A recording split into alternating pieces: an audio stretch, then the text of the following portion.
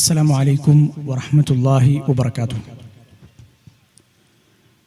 إن الحمد لله نحمده ونستعينه ونستغفره ونعوذ بالله من شرور أنفسنا ومن سيئات أعمالنا. من يهده الله فلا مضل له ومن يضلل فلا هادي له. أشهد أن لا إله إلا الله وحده لا شريك له وأشهد أن محمدًا عبده ورسوله أرسله بالهدى ودين الحق ليظهره على الدين كله وكفى بالله شهيدا.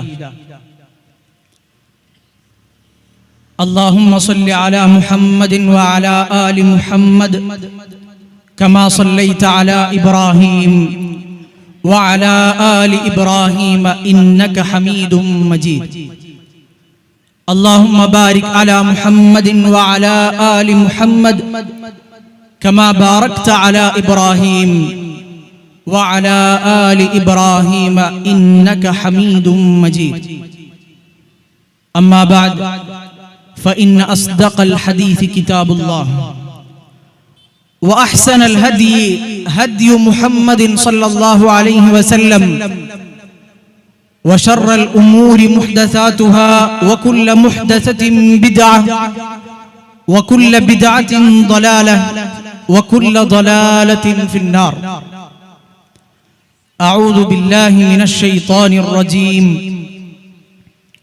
يا أيها الذين آمنوا اتقوا الله حق تقاته ولا تموتن إلا وأنتم مسلمون. ഏറെ ബഹുമാന്യരായ പ്രിയം നിറഞ്ഞ സഹോദരങ്ങളെ, സഹോദരിമാരെ, ഉപ്പമാരെ, ഉമ്മമാരെ, സുഹൃത്തുക്കളെ, നമ്മളേവരും ഇവിടെ ഇന്ന് ഒരു ആദർശ സമ്മേളനത്തിലാണ് നിലകൊള്ളുന്നത്. സമൂഹത്തിൽ നടമാടിക്കൊണ്ടിരിക്കുന്ന അനവധി ദീനിന്റെ പേരിൽ നടമാടിക്കൊണ്ടിരിക്കുന്ന അനവധി ചൂഷണങ്ങളുടെ മേഖലയെ എങ്ങനെയാണ് അള്ളാഹുവിന്റെ പരിശുദ്ധ ദീനുൽ ഇസ്ലാം ഒരു പഴുതും ബാക്കി വെക്കാത്ത വിധം അള്ളാഹുവിന്റെ റസൂൽ സല്ലല്ലാഹു അലൈഹി വസല്ലമയിലൂടെ പഠിപ്പിച്ച് ഓരോ കാര്യങ്ങളും അതിസൂക്ഷ്മമായ ഇസ്ലാമിലെ ഓരോ സന്ദർഭങ്ങളിലും നമ്മൾ പ്രവർത്തിക്കേണ്ട ആരാധനാ കർമ്മങ്ങളും ദിക്റുകളും ദുആകളും എടുക്കേണ്ട നിലപാടുകളും ഒക്കെ പഠിപ്പിച്ചു പോയത് എങ്ങനെയാണ് എന്ന് നമ്മൾ മനസ്സിലാക്കി. എന്നാൽ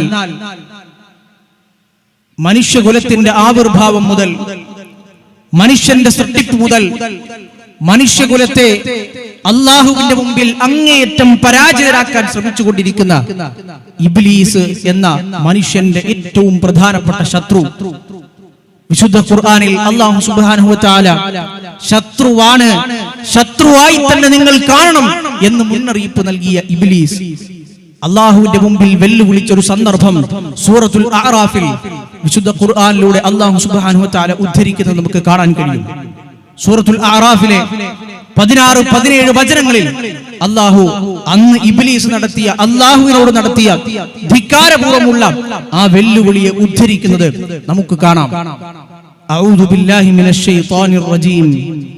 قال فبما أغويتني لأقعدن لهم صراطك المستقيم ثم لآتينهم من بين أيديهم ومن خلفهم وعن أيمانهم وعن شمائلهم ولا تجد أكثرهم شاكرين. പിശാച് എന്ന് പറഞ്ഞ വാചകങ്ങളെ അല്ലാഹു ഉദ്ധരിക്കണം. ഖാല ഫബിമാ അഗ്വൈതനി, എന്നെ നീ ഇവിടെ നിന്ന് പുറത്താക്കി, എന്നെ വഴികേടിലാക്കി, എന്നെ പിഴച്ചവനാക്കി, അതിനു പകരം ലഅഖഉദന്ന ലഹും സിറാത്തക്കൽ മുസ്തഖീം, നിന്റെ സിറാത്തുൽ മുസ്തഖീമിലേക്ക് ഏതു മനുഷ്യന്മാർ കടന്നു വരാൻ പരിശ്രമിക്കുന്നുവോ ആ വഴികളിലൊക്കെയും, ആ നേരായ മാർഗത്തിൽ, ഇസ്ലാമിന്റെ മാർഗത്തിലൊക്കെയും ഞാൻ അവർക്ക് വേണ്ടി ഗൂഢതന്ത്രങ്ങൾ മെനഞ്ഞ് ഞാൻ കാത്തിരിക്കും. സുമ്മ ലആതിയന്നഹും മിൻ ബൈനി ഐദീഹിം, വമിൻ ഖൽഫിഹിം, അവരുടെ മുൻഭാഗത്തുകൂടി പിൻഭാഗത്തുകൂടി വലതുഭാഗത്തും ഇടതുഭാഗത്തും കൂടി, അഥവാ സാധിക്കുന്ന വിധേന ഏതൊക്കെ മാർഗങ്ങളുണ്ടോ അതൊക്കെ ഉപയോഗിച്ച് ഞാൻ അവരെ ശരിയായ ദീനിന്റെ മാർഗത്തിൽ നിന്ന് തെറ്റിച്ചു കളയുക തന്നെ ചെയ്യും. അവസാനം വലാ തജിദു അക്സറഹും ഷാകിരീൻ, അധിക ആളുകളെയും നിനക്ക് നന്ദി ചെയ്യാത്ത, ശുക്ർ ചെയ്യാത്ത, നന്ദികേടിന്റെ വഴി സ്വീകരിച്ച മനുഷ്യകുലത്തിലെ അധികം ആളുകളെയും നരകത്തിലെത്തുന്ന രൂപത്തിൽ ഞാൻ അവരെ വഴി പിഴപ്പിക്കുക തന്നെ ചെയ്യും എന്ന് പിശാച് അന്ന് അള്ളാഹുവിനോട് നടത്തിയ വെല്ലുവിളി വിശുദ്ധ ഖുർആനിലൂടെ നമുക്ക് കാണാൻ കഴിയും. ആദം നബി അലൈഹിസ്സലാം ഈ ഭൂമുഖത്തേക്ക് നിയോഗിക്കപ്പെട്ട്, ഭൂമിയിലേക്ക് ഇറക്കപ്പെട്ട്, ഇബ്ലീസും ഈ ഭൂമിയിലേക്ക് നിയോഗിക്കപ്പെട്ട് ചരിത്രത്തിൽ നമുക്ക് കാണാം. ആദ്യകാല നൂറ്റാണ്ടുകളിൽ ആദം നബി അലൈഹിസ്സലാമിന്റെ ആദിമ പിതാവായ ആദം നബിയുടെ അതേ അധ്യാപനങ്ങൾ പിൻപറ്റി അങ്ങനെ മുന്നോട്ട് പോയ തലമുറ 10 തലമുറകളോളം ഈ ദീനിൽ, മതത്തിൽ, അള്ളാഹുവിന്റെ കൽപ്പനകളിൽ ഒരു വെള്ളവും ചേർക്കാതെ, ഒരു ബഹുദൈവാരാധനയുടെ ഒരു അംശവും കൂട്ടിച്ചേർക്കാതെ അങ്ങനെ ശുദ്ധമായ തൗഹീദിൽ മുന്നോട്ട് പോയി എന്ന് സ്വഹാബിമാർ, പണ്ഡിതന്മാർ വിശദീകരിക്കുന്നത് നമുക്ക് കാണാം. ഇബ്നു അബ്ബാസ് റളിയല്ലാഹു അൻഹു അദ്ദേഹം വിശുദ്ധ ഖുർആനിലെ ആയത്തുകൾ ഉദ്ധരിച്ചുകൊണ്ട് പറഞ്ഞത് നമുക്ക് കാണാൻ കഴിയും. ആദം നബി അലൈഹിസ്സലാമിന് ശേഷം 10 തലമുറകൾ കഴിഞ്ഞുപോയി. കുല്ലുഹും അലാ ശരീഅത്തിൻ മിനൽ ഹഖ്, എല്ലാവരും ശരിയായ ശരീഅത്തിൽ, യഥാർത്ഥ പാതയിൽ തൗഹീദ് ഉൾക്കൊണ്ടുകൊണ്ട് ജീവിച്ചിരുന്ന ആളുകളായിരുന്നു. പിന്നെ അവരിലേക്ക് ചില പ്രശ്നങ്ങൾ കടന്നു വരാൻ തുടങ്ങി. ആ പ്രശ്നങ്ങൾ ഏതൊരു മുസ്ലിമും എക്കാലത്തും പഠിക്കേണ്ടതും നിർബന്ധമായി മനസ്സിലാക്കിയിരിക്കേണ്ടതുമായ പ്രശ്നങ്ങളാണ്. അതൊരു സുപ്രഭാതത്തിൽ ഈ പറഞ്ഞ ആത്മീയ ചൂഷണങ്ങളോ അല്ലെങ്കിൽ ബഹുദൈവാരാധനയുടെ കേന്ദ്രങ്ങളോ ഒക്കെയായല്ല ആ പ്രശ്നങ്ങൾ വരുന്നത്. അതാണ് അതിന്റെ ഏറ്റവും പ്രധാനപ്പെട്ട അപകടം. നൂഹ് നബി അലൈഹിസ്സലാം ഈ ലോകത്തേക്ക് നിയോഗിക്കപ്പെട്ട ആദ്യത്തെ റസൂലായത് അതു കാരണത്താലാണ്. 10 തലമുറകൾ പിന്നിട്ടു. ആ തലമുറകളിൽ ജീവിച്ച അള്ളാഹുവിനോടടുത്ത നല്ല സൽക്കർമ്മികളായ അനവധി ആളുകൾ ഉണ്ടായിരുന്നു. ആ ആളുകൾ മരണപ്പെട്ടു പോയി. ഒരു തലമുറ നല്ല രൂപത്തിൽ ജീവിച്ചൊരു തലമുറ മരണപ്പെട്ടു പോയപ്പോ അടുത്ത തലമുറക്കിൽ ചില ആളുകൾക്ക് തോന്നി, അവർക്ക് വേണ്ടി, ആ വലിയ ആളുകൾക്ക് വേണ്ടി എന്തെങ്കിലുമൊക്കെ പ്രതീകങ്ങൾ നമുക്ക് നിർമ്മിക്കാം, എന്തെങ്കിലുമൊക്കെ ചിത്രങ്ങൾ അല്ലെങ്കിൽ അവരുടെ പ്രതീകങ്ങൾ, അവരുടെ ആ ഓർമ്മ മനസ്സിൽ സൂക്ഷിക്കുന്ന, അള്ളാഹുവിനോട് അത്രയും അടുത്ത അള്ളാഹുവിന്റെ ഔലിയാക്കളായ ആളുകളുടെ ഓർമ്മ നമുക്കെപ്പോഴും ഉണ്ടാകാൻ വേണ്ടി, നന്മയ്ക്ക് വേണ്ടി നമുക്ക് അങ്ങനെ ചെയ്യാം. പിശാച് അതിൽ ഇടപെട്ടു. ഇസ്ലാമിക മനുഷ്യന്റെ ചരിത്രത്തിൽ, മാനവകുലത്തിന്റെ ചരിത്രത്തിലെ ആദ്യത്തെ അവസരം ഇബ്ലീസ് വളരെ നന്നായി മുതലെടുത്തു. അന്നത് തുടങ്ങി അങ്ങനെ അവരുടെ പ്രതീകങ്ങൾ ഉണ്ടായി. ആ തലമുറ കഴിഞ്ഞുപോയി. അടുത്ത തലമുറ വന്നപ്പോ അവർക്ക് ഈ പ്രതീകങ്ങളുടെ അർത്ഥം അറിയില്ല. എന്തിനു വേണ്ടിയാണ് മുൻഗാമികൾ നിർമ്മിച്ചത് എന്നവർക്കറിയില്ല. അവർ മനസ്സിലാക്കിയത് ഈ ആളുകൾ കുറെ പ്രത്യേകതകളുള്ള ആളുകളാണ്. അങ്ങനെ അവരോടുള്ള ആദരവും ബഹുമാനവും കൂടിക്കൂടി വന്നു. പ്രതീകങ്ങൾ പ്രതിമകളായി, പിന്നെ അതിന് ചിത്രങ്ങളായി, അതിനു മുമ്പിൽ പല ആരാധനാ കർമ്മങ്ങൾ അർപ്പിക്കുന്ന രൂപത്തിലായി. അവർ നല്ല ആളുകളാണല്ലോ, അള്ളാഹുവിന് അധികം ഇഷ്ടമുള്ള ആളുകളാണല്ലോ, അതുകൊണ്ട് അവരെ ഉപയോഗിച്ചാൽ, അവരോട് പറഞ്ഞാൽ അള്ളാഹുവിൽ നിന്ന് കൂടുതൽ ഉത്തരം കിട്ടാൻ എളുപ്പമാണല്ലോ എന്ന് ചിന്തിക്കാൻ തുടങ്ങി. അങ്ങനെയുള്ള ആളുകളെ സൂറത്തു നൂഹിൽ അല്ലാഹു സുബ്ഹാനഹു വ തആല പരിചയപ്പെടുത്തുന്നത് കാണാം. വഖാലൂ ലാ തദറുന്ന ആലിഹതകും വലാ തദറുന്ന വദ്ദൻ വലാ സുവാഅൻ വലാ യഗൂസ് വയഊഖ വനസ്ര. വദ്ദ്, സുവാഅ, യഗൂസ്, യഊഖ, നസ്ര എന്ന് തുടങ്ങിയ മഹാരഥന്മാരായ ആളുകൾ, അന്നത്തെ സമൂഹത്തിൽ നല്ല ആളുകൾ മരിച്ചു പോയപ്പോൾ അവരുടെ പേരിൽ പിന്നീട് അവരെ തന്നെ അവസാനം അള്ളാഹുവിന് സമന്മാരായി, പങ്കുകാരായി ചിത്രീകരിക്കുന്ന രീതി നൂഹ് നബിയുടെ ആ സമുദായത്തിൽ വന്നു. അപ്പോഴാണ് നൂഹ് നബി അലൈഹിസ്സലാമിനെ അല്ലാഹു സുബ്ഹാനഹു വ തആല ആദ്യത്തെ റസൂലായി ഈ ഭൂമുഖത്തേക്ക് ആദം സന്തതികളിലേക്ക് നിയോഗിക്കുന്നത്. അങ്ങനെ കാലം ഇങ്ങനെ മുന്നോട്ട് പോകുമ്പോഴൊക്കെയും ഈ ലോകത്തെ ദൈവത്തെ നിഷേധിച്ച, പൂർണ്ണമായും ഈശ്വരന്റെ സാന്നിധ്യം നിഷേധിച്ച ആളുകൾ അന്ന് നമുക്കധികം കാണാൻ കഴിയില്ലല്ലോ. അള്ളാഹുവിനെ നിഷേധിച്ച ആളുകളിലേക്കല്ല പ്രവാചകന്മാർ വന്നത്. അത് വളരെ പ്രധാനപ്പെട്ട ഒരു പോയിന്റാണ്. അള്ളാഹുവിനെ അറിയുന്ന, അള്ളാഹുവാണ് ഈ ലോകത്തിന്റെ സൃഷ്ടാവെന്ന് വിശ്വസിക്കുന്ന, അള്ളാഹുവാണ് നമ്മെ സൃഷ്ടിച്ചതെന്നും ഈ പ്രപഞ്ചത്തെ നിയന്ത്രിച്ചു കൊണ്ടിരിക്കുന്നത് എന്നും കൃത്യമായി ബോധ്യമുള്ള ഒരു സമൂഹത്തിലേക്കാണ് പ്രവാചകന്മാർ വന്നത്. നൂഹ് നബി അലൈഹിസ്സലാം മുതൽ പ്രവാചകന്മാരുടെ നിയോഗം, അനേകായിരം പ്രവാചകന്മാർ കഴിഞ്ഞുപോയി. വിശുദ്ധ ഖുർആനിൽ അല്ലാഹു സുബ്ഹാനഹു വ തആല അവരെ കുറിച്ച് ഇങ്ങനെ പരിചയപ്പെടുത്തുകയുണ്ടായി. അല്ലയോ പ്രവാചകരെ, മുഹമ്മദ് നബി സല്ലല്ലാഹു അലൈഹി വസല്ലമക്ക് മുമ്പ് വമാ അർസൽനാ മിൻ ഖബ്ലിക മിർ റസൂലിൻ, ഏതൊക്കെ റസൂലുമാർ ഈ ലോകത്ത് കഴിഞ്ഞു പോയിട്ടുണ്ടോ, ഇല്ലാ നൂഹി ഇലൈഹി, അന്നഹു ലാ ഇലാഹ ഇല്ല അന ഫഅബ്ദൂൻ, ഞാനല്ലാതെ അല്ലാഹുവല്ലാതെ മറ്റൊരു ഇലാഹും നിങ്ങൾക്കില്ല, അതുകൊണ്ട് ഫഅബ്ദൂനി, എന്നെ മാത്രമാണ് നിങ്ങൾ ആരാധിക്കേണ്ടത് എന്നത് പ്രബോധനം ചെയ്യാനായിട്ടാണ് പ്രവാചകരെ അങ്ങേക്ക് മുമ്പുള്ള എല്ലാ റസൂലിനെയും, ഒരു റസൂലിനെയും ഇതല്ലാത്ത മറ്റൊന്നും കൊണ്ട് അയച്ചിട്ടില്ല എന്ന് അല്ലാഹു സുബ്ഹാനഹു വ തആല വിശുദ്ധ ഖുർആനിലൂടെ പറഞ്ഞു. എന്നാൽ ഓരോ പ്രവാചകന്മാർ വന്നു, ആ കാലഘട്ടം ഇങ്ങനെ മുന്നോട്ട് പോയി. ആ ഓരോ പ്രവാചകന്മാരുടെയും സമുദായത്തിൽ പിന്നെയും അള്ളാഹുവിന്റെ ഔലിയാക്കളാകുന്ന നല്ല സൽക്കർമ്മികളായ നല്ല തൗഹീദുള്ള അള്ളാഹുവിനോട് അടുത്ത നല്ല നല്ല ആളുകൾ വന്നു. അവർ ജീവിച്ചു മരിച്ചുപോയി. പക്ഷേ അവർ ജീവിച്ചു മരിച്ചു പോയപ്പോ അവർക്ക് ചുറ്റുമുള്ള ആളുകൾ, അവർക്ക് ശേഷം വന്ന ആളുകൾ അവരെ ഇങ്ങനെ പല കാര്യങ്ങൾക്കും ഉപയോഗപ്പെടുത്താൻ തുടങ്ങി. ഇതാണ് സമൂഹങ്ങളിലേക്ക് ബഹുദൈവാരാധന വരുന്നതിന്റെ ഒന്നാമത്തെ പടി. ആളുകൾ ന്യായം പറയുന്നത് നമുക്ക് കാണാൻ കഴിയും. വിശുദ്ധ ഖുർആനിൽ അല്ലാഹു സുബ്ഹാനഹു വ തആല പലയിടത്തായി അത് ഉദ്ധരിച്ചിട്ടുണ്ട്. അല്ലാഹുവിന് പുറമെ, റബ്ബിന് പുറമെ, സൃഷ്ടിച്ചു പരിപാലിക്കുന്ന ലോകരക്ഷിതാവിന് പുറമെ മറ്റൊരു ദൈവത്തെ കൂടി അവിടെ പ്രതിഷ്ഠിക്കുക എന്നതായിരുന്നില്ല അവരാരും ആദ്യം വിചാരിച്ച സംഗതി. അല്ലാഹുവിനൊപ്പം മറ്റൊരു അല്ലാഹു, ദൈവത്തോടൊപ്പം മറ്റൊരു ദൈവം, ഈ ലോകത്തെ സൃഷ്ടിച്ച മറ്റൊരു സൃഷ്ടാവ്, ഇങ്ങനെയൊന്നും ആയിരുന്നില്ല അവരുടെ വിശ്വാസം. അവരൊക്കെ പറഞ്ഞ ന്യായങ്ങളെ വിശുദ്ധ ഖുർആനിൽ അല്ലാഹു സുബ്ഹാനഹു വ തആല ഉദ്ധരിക്കുന്നത് നമുക്ക് പലയിടത്ത് കാണാം. വയഅബുദൂന മിൻ ദൂനില്ലാഹി മാ ലാ യദുർറുഹും വലാ യൻഫഉഹും, ഒരു ഉപകാരം ചെയ്യാൻ കഴിയാത്ത, ഒരു ഉപദ്രവവും ചെയ്യാൻ കഴിയാത്ത അല്ലാഹുവിന് പുറമെ അങ്ങനെ മറ്റു പലരെയും വിളിച്ചു പ്രാർത്ഥിക്കുന്ന, അവരെ ആരാധിക്കുന്ന ആളുകളുണ്ട്. വയഖൂലൂൻ, അവർ ന്യായം പറയുന്നത് ഹഉലാഇ ശുഫാഉന ഇൻദല്ലാഹ്, അവരൊക്കെ അല്ലാഹുവിന്റെ അടുക്കൽ നമുക്ക് വേണ്ടി ശഫാഅത്ത് ചെയ്യും. നമ്മൾ നേരിട്ട് പ്രാർത്ഥിച്ചാൽ, നമ്മൾ നേരിട്ട് കറണ്ട് ലൈന് വലിച്ചാൽ അത് പറ്റില്ലല്ലോ, ട്രാൻസ്ഫോമർ വേണമല്ലോ. നമുക്ക് നേരിട്ട് അള്ളാഹുവിനോട് പ്രാർത്ഥിക്കാനുള്ള വലിയ തഖ്വയും വലിയ ദീനും അറിവും ഒന്നും നമുക്കില്ല. അതുകൊണ്ട് അള്ളാഹുവിനെ കുറിച്ച് നന്നായി അറിഞ്ഞ, ആഴത്തിൽ അറിവുള്ള, അള്ളാഹുവിനോട് അടുത്ത, ഒരുപാട് ജീവിതത്തിൽ തഖ്വ പുലർത്തുന്ന വലിയ വലിയ ആളുകളുണ്ടല്ലോ, അവർ അള്ളാഹുവിന്റെ അടുത്ത് നമ്മളെ പറ്റി ശുപാർശ ചെയ്യുമ്പോൾ ശുഫാഉന ഇൻദല്ലാഹ്, അള്ളാഹുവിന്റെ അടുത്ത് അവർക്ക് നമുക്ക് വേണ്ടി ശുപാർശ ചെയ്യും. ഇതാണ് ന്യായം. സൂറത്തു സുമറിലൂടെ അല്ലാഹു സുബ്ഹാനഹു വ തആല മറ്റൊരു ന്യായം കൂടി പറഞ്ഞു.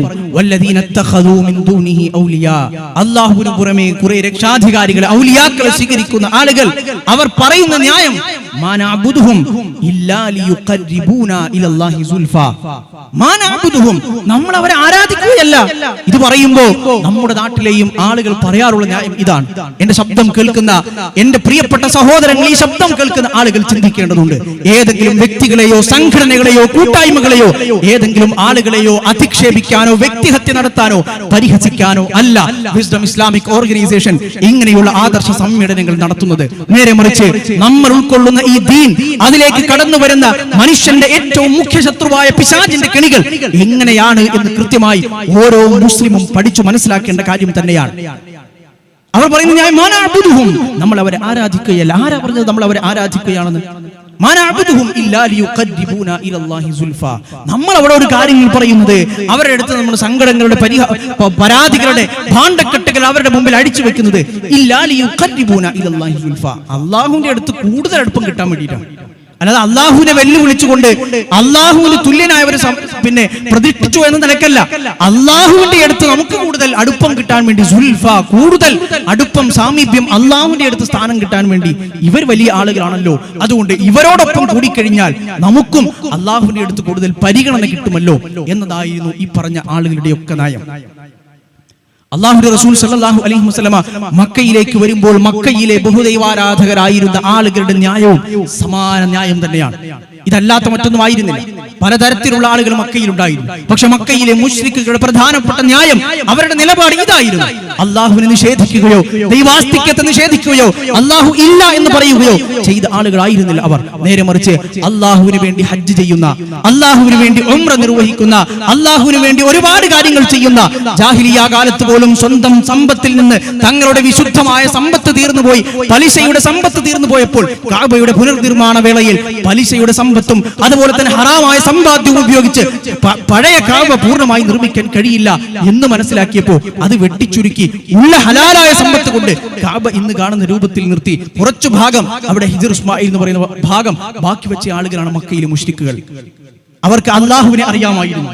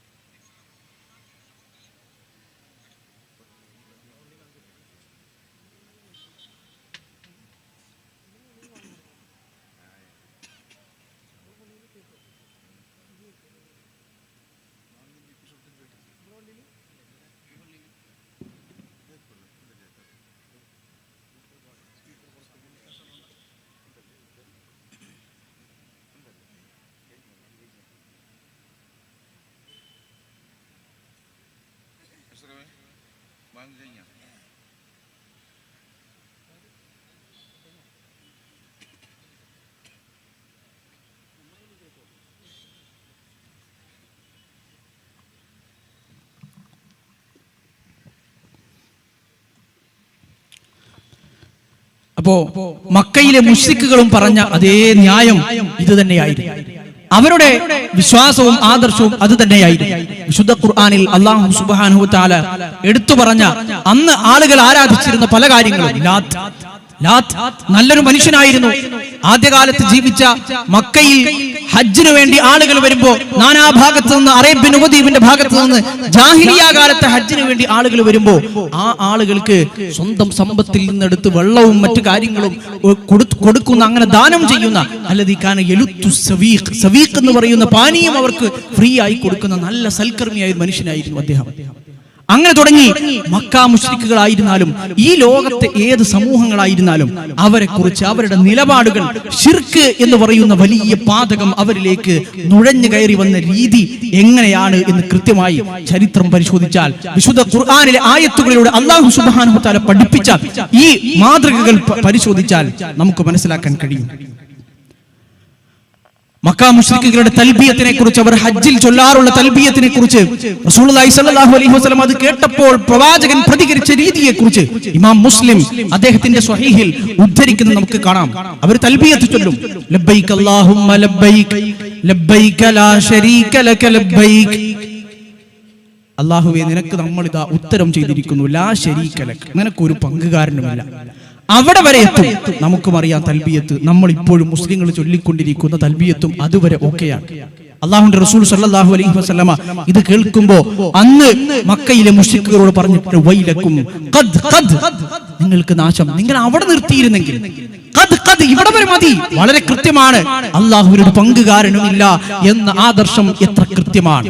പക്ഷെ അവർ അവിടെ നിർത്താൻ തയ്യാറായില്ല. അവർ പിന്നെയും പറഞ്ഞു, ഇല്ലാ ശരീക്കൻ, ഒരു പങ്കുകാരൻ ഒഴിച്ച്, നിനക്കൊരു പങ്കുകാരനുമില്ല, ഒരു പങ്കുകാരൻ ഒഴിച്ച്. ആ പങ്കുകാരനോ ഹുവലക്, ആ പങ്കുകാരൻ നിനക്കുള്ളതാണ്. തംലികുഹു വമാ മലക്, ആ പങ്കുകാരനെയും ഉടമപ്പെടുത്തുന്നത്, അവന്റെയും ഉടമ, അവൻ ഉടമപ്പെടുത്തുന്നതിന്റെയും, അഥവാ അവൻ എന്തൊക്കെ കഴിവുകളുണ്ടോ, ആ പങ്കുകാരൻ എന്തൊക്കെ ചെയ്യുന്നുണ്ടോ അതിന്റെയും ഉടമസ്ഥൻ അല്ലാഹുവേ നീ തന്നെയാണ് എന്ന് പറഞ്ഞുകൊണ്ടാണ് അവർ വഹും യതൂഫൂന ബിൽ ബൈത്ത്, കഅബ തവാഫ് ചെയ്യാറുണ്ടായിരുന്നത് എന്ന് ഇമാം മുസ്ലിം ഉദ്ധരിക്കുന്ന സ്വഹീഹായ ഹദീസിൽ നമുക്ക് കാണാൻ കഴിയും. മക്കയിലെ മുശ്രിക്കുകൾ പറഞ്ഞ അതേ കാര്യം, മക്കയിലെ മുശ്രിക്കുകൾ പറഞ്ഞ ഇതേ ന്യായം ഇന്നും നമ്മുടെ വർത്തമാനകാലത്ത് എത്രയോ ആളുകളിൽ നിന്ന് നമ്മൾ കേൾക്കാറുണ്ട്. നമ്മൾ അല്ലാഹുവിന് പങ്കു ചേർക്കുന്നവരാണ് എന്ന് നിങ്ങൾ എങ്ങനെയാണ് പറയുന്നത്? നമ്മൾ അല്ലാഹുവിൽ പങ്കു ചേർക്കുകയല്ല.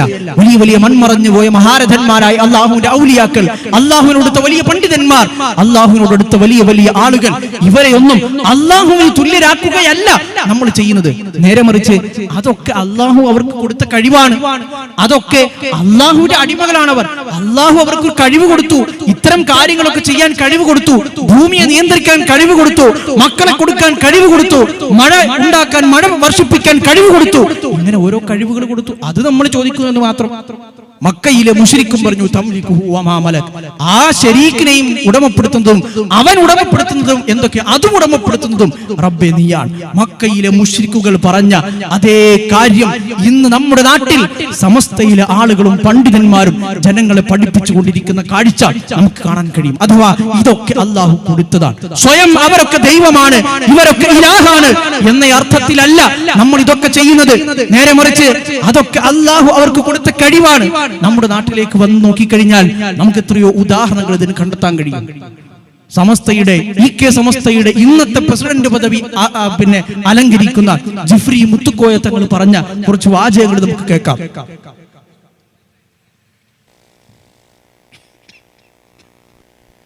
അള്ളാഹ് അറിയണതൊക്കെ അറിയണോ, പക്ഷെ അള്ളാഹ് അറിയണത് പോലെ അറിയുന്നല്ല. അള്ളാഹ് അറിയണം, അള്ളാഹ്ക്ക് യാതൊരു നിലക്കുള്ള മാധ്യമങ്ങളിലേക്കും ആവശ്യമില്ല. ഇവരറിയണത് എങ്ങനെ? അതിന് ഉപയോഗിക്കേണ്ടതായ ചില മാധ്യമങ്ങളുണ്ട്. ആ മാധ്യമങ്ങൾ ഉപയോഗിച്ചിട്ട് അള്ളാഹു അറിയുന്നത് എല്ലാം മഹാന്മാർ അറിയും, പക്ഷെ അള്ളാഹ് അറിയണ പോലെ അല്ല അറിയുന്നത്. അതെങ്ങനെ? അള്ളാഹ്ക്ക് എല്ലാം സ്വയം അറിയാനുള്ള കഴിവുണ്ട്. മഹാന്മാർക്കോ അവർക്ക് ചില മാധ്യമങ്ങളൊക്കെ വേണം. ചില കാര്യങ്ങൾ അള്ളാഹ് അറിയിച്ചു കൊടുത്ത ചില കാര്യങ്ങൾ, അള്ളാഹു അവർക്ക് കൊടുത്ത കഴിവുകൾ, ഇങ്ങനെയൊക്കെ ചിലതുകൊണ്ടാണ് അവരറിയുന്നത്. അള്ളാഹു അറിയുന്നൊക്കെ അവരും അറിയും. അപ്പൊ ആദ്യം പിന്നെ സമസ്തയുടെ ഇന്ന് കേരളത്തിൽ പ്രവർത്തിച്ചു കൊണ്ടിരിക്കുന്ന സമസ്തയുടെ പ്രസിഡന്റ് പറഞ്ഞ വാചകം, അള്ളാഹ് അറിയണതൊക്കെയും മഹാന്മാർ അറിയും, പക്ഷെ അള്ളാഹ് അറിയണ പോലെയല്ല അറിയുന്നത്. അഥവാ അള്ളാഹ് സ്വന്തമായി അറിയും, ഇവര് ബാക്കിയുള്ള പല മാധ്യമങ്ങളും ഉപയോഗിച്ച് അള്ളാഹു അറിയിക്കും. ഇങ്ങനെ വിശ്വസിക്കുന്ന, അള്ളാഹു കൊടുത്ത കഴിവാണ് എന്ന് വിശ്വസിക്കുന്നത് പറഞ്ഞു എവിടെ എത്തി, അതിന്റെ പരിണിത ഫലങ്ങൾ എവിടെയൊക്കെ എത്തി, അതിന്റെ പ്രത്യാഘാതങ്ങൾ എന്നത് നമുക്ക് വഴിയെ വിശദീകരിക്കാം. ഏതായിരുന്നാലും മുസ്ലിം ഉമ്മത്തിൽ ഇങ്ങനെയുള്ള ചില ആളുകൾ വരും എന്ന്, മുസ്ലിം ഉമ്മത്തിൽ മുൻകാല സമൂഹങ്ങൾ നശിച്ചു പോകാൻ കാരണമായ അനവധി അപകടങ്ങൾ, ദുരന്തങ്ങൾ എന്തൊക്കെയാണോ അവിടെ കാരണങ്ങളായി വർത്തിച്ചത്, അതൊക്കെയും മുസ്ലിം ഉമ്മത്തിൽ കടന്നു വരുമെന്ന് അള്ളാഹുവിന്റെ റസൂൽ സല്ലല്ലാഹു അലൈഹി വസല്ലമ വർഷങ്ങൾക്ക് മുമ്പ്, 1400 വർഷങ്ങൾക്ക് മുമ്പ് പ്രവാചകൻ സല്ലല്ലാഹു അലൈഹി വസല്ലം നമുക്ക് താക്കീത് നൽകിയത് നമുക്ക് കാണാൻ കഴിയും. ലതത്തബിഉന്ന സുനന മൻ കാന ഖബ്ലകും ശിബ്റൻ ബിശിബ്രിൻ വദിറാഅൻ ബിദിറാ. നിങ്ങൾക്ക് മുമ്പുണ്ടായിരുന്ന സമുദായങ്ങളെ അവരെ നിങ്ങൾ പിൻപറ്റുക തന്നെ ചെയ്യും. ശിബ്റൻ ബിശിബ്ർ, ചാണിന് ചാനായി, വദിറാഅൻ ബിദിറാ, മുഴത്തിന് മുഴമായി അവരെന്തൊക്കെ ചെയ്തോ അതൊക്കെയും നിങ്ങളിൽ ഉണ്ടാകും. അവർ നശിച്ചു പോകാൻ കാരണമായി തീർന്ന ഏതൊക്കെ നിലപാടുകളുണ്ടോ, വിശ്വാസങ്ങളുണ്ടോ, അതൊക്കെയും മുസ്ലിം സമൂഹത്തിലും ഉണ്ടാകും. മുൻകാല സമൂഹങ്ങൾ, ബനൂ ഇസ്രായേലിയർ, ജൂത നസ്രാനികൾ, അവരൊരു ഉടുമ്പിന്റെ മാണത്തിൽ കയറിയാൽ അവിടെ നിങ്ങളും കയറും. അവരെന്തൊക്കെ അവരിൽ ഉണ്ടായോ അതൊക്കെയും നിങ്ങളിലും ഉണ്ടാകും എന്ന് അല്ലാഹുവിന്റെ റസൂൽ സല്ലല്ലാഹു അലൈഹി വസല്ലം പറഞ്ഞു. അഥവാ മുസ്ലിം ഉമ്മത്തിൽ ശിർക്ക് ഉണ്ടാകും എന്ന്, ഇവിടെ പല ആളുകളും ശിർക്ക് പ്രവർത്തിക്കും എന്ന് റസൂലുള്ളാഹി സ്വല്ലല്ലാഹു അലൈഹി വസല്ലം പഠിപ്പിച്ചിട്ടുണ്ട്. വിശുദ്ധ ഖുർആനിൽ തന്നെ അല്ലാഹു സുബ്ഹാനഹു വ തആല പറയുന്നത് പോലെ വമാ യുഅ്മിനു അക്സറുഹും ബില്ലാഹി ഇല്ലാ വഹും മുശ്രികൂൻ. ശിർക്ക് ചെയ്തുകൊണ്ടല്ലാതെ അവരിൽ അധികം ആളുകളും വിശ്വസിക്കുന്നില്ല. ശിർക്ക് ചെയ്തുകൊണ്ടല്ലാതെ അവരിലധികം ആളുകളും വിശ്വസിക്കുന്നില്ല. ഈ ശിർക്ക് പ്രചരിപ്പിക്കാൻ അല്ലാഹുവല്ലാത്ത മറ്റു പലരോടും പല കാര്യങ്ങളും നമുക്ക് ചോദിക്കാം. അതൊക്കെ അവർക്ക് കൊടുത്ത കഴിവാണ്, അതൊന്നും ചോദിക്കുന്നത് കൊണ്ട് പ്രശ്നമില്ല. അവർക്കൊക്കെ അല്ലാഹുവിന് പുറമെ പല കാര്യങ്ങളും ഈ ഭൂമുഖത്ത് നിർവഹിക്കാൻ കഴിയും. ഇങ്ങനെ പ്രചരിപ്പിക്കാൻ വേണ്ടി കേരളത്തിൽ ഉണ്ടാക്കിയ പ്രസ്ഥാനമാണ് സമസ്ത കേരള ജംഇയ്യത്തുൽ ഉലമ. കേരളത്തിൽ ആദ്യമായി മുസ്ലിങ്ങൾക്ക് ഐക്യസംഘമുണ്ടായി. 1924 കേരള ജംഇയ്യത്തുൽ ഉലമ ഉണ്ടായി. 2 വർഷം കഴിഞ്ഞ് അതേ പേരിടാൻ പറ്റില്ലല്ലോ. അപ്പൊ സമസ്ത കേരള ജംഇയ്യത്തുൽ ഉലമ എന്ന് പറയുന്ന ഒരു സംഘടന ഉണ്ടാക്കിയത് ഈ പ്രസ്ഥാനം നിർമ്മിച്ചത് തന്നെ എന്തിനാണ് എന്ന് അവരുടെ പണ്ഡിതന്മാർ, പഠിച്ചിറങ്ങിയ പണ്ഡിതന്മാർ, തലക്കെട്ട് കെട്ടിയ പണ്ഡിതന്മാർ പറയുന്നത് നമുക്കൊന്ന് കേട്ടു നോക്കാം. എന്തിനാണ് ഈ പ്രസ്ഥാനം ഉണ്ടാക്കിയത്?